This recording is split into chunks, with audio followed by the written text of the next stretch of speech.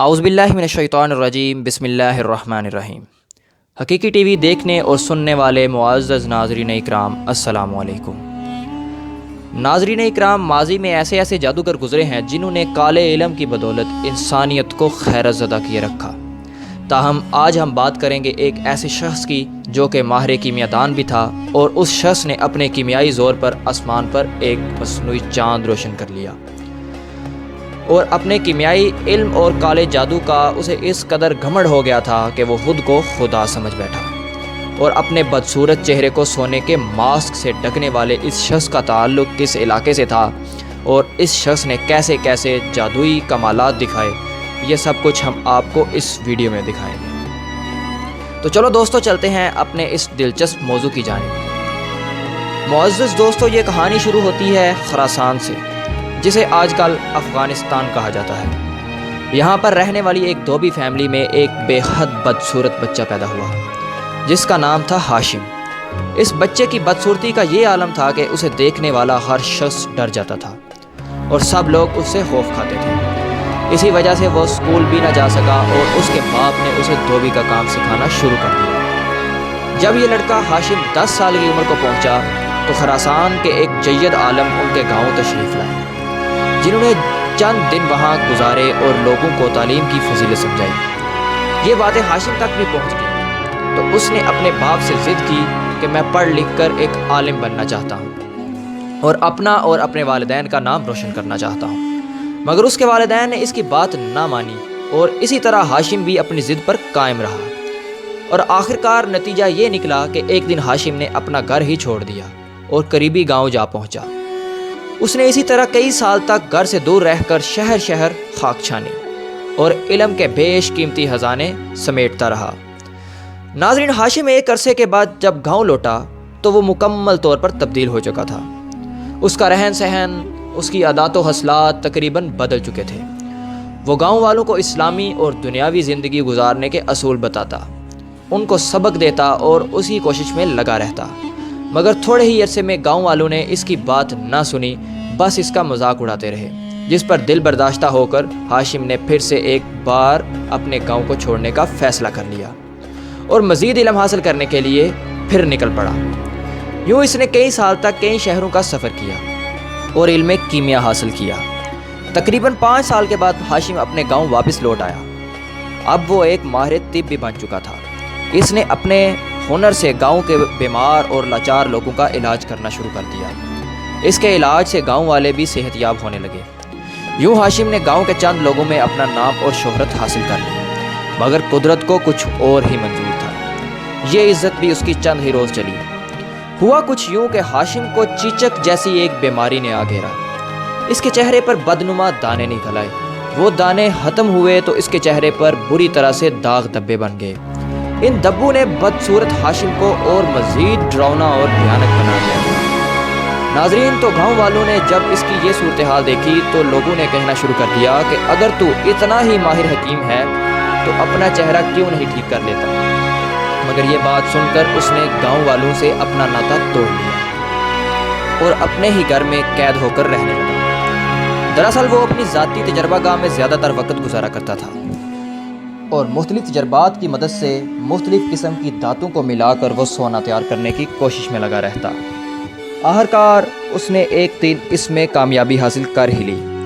اس نے چند مرکب اور دھاتیں ملائیں اور سونا تیار کر لیا۔ یہ کامیابی اس کے لیے انتہائی اہم تھی، لیکن وہ اس سے بھی کچھ مزید بڑا کرنا چاہتا تھا۔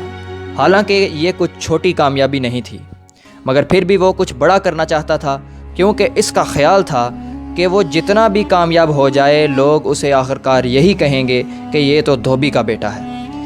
یہی وجہ ہے کہ ہاشم نے اپنے تجربہ گاہ میں بنائے گئے سونے کی مدد سے ایک سونے کا نقاب تیار کر لیا، اور سونے کے اس نقاب سے اس نے اپنے بدصورت چہرے کو چھپا لیا، اور اپنے کچھ جانشین دوستوں کو لے کر رات کی تاریکی میں ایک انجان سفر کی جانب نکل گیا۔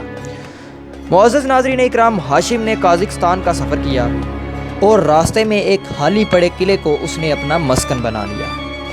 ایک دن اس نے سونے کی بنائی ہوئی اینٹوں سے بے شمار اناج خریدا، اور قلعے کو خوبصورت بنانے کے لیے تزئین و آرائش کی کچھ چیزیں ساتھ لیں، اور قلعے میں واپس آ گیا۔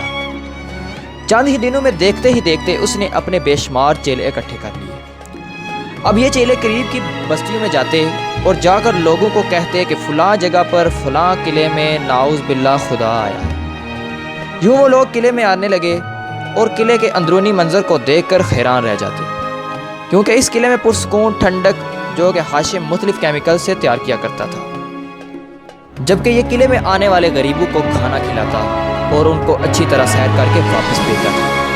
یوں دیکھتے ہی دیکھتے غریب افراد پیٹ کی آگ بجھانے کے لیے قلعے کو استعمال کرنے لگے۔ اس میں دلچسپ بات ایک یہ بھی تھی کہ ہاشم کے چہرے پر سونے کا ایک نقاب اور سر پر ایک روشنی کا گولا ہر وقت چمکتا رہتا تھا۔ یہ گولا بھی اس جادوگر نے خود ہی بنایا ہوا تھا۔ یہ سب چیزیں دیکھنے کے بعد کمزور عقیدے والے افراد اس پر یقین کرنے لگے اور ہاشم خود بھی ان کی برین واشنگ کرتا رہتا تھا۔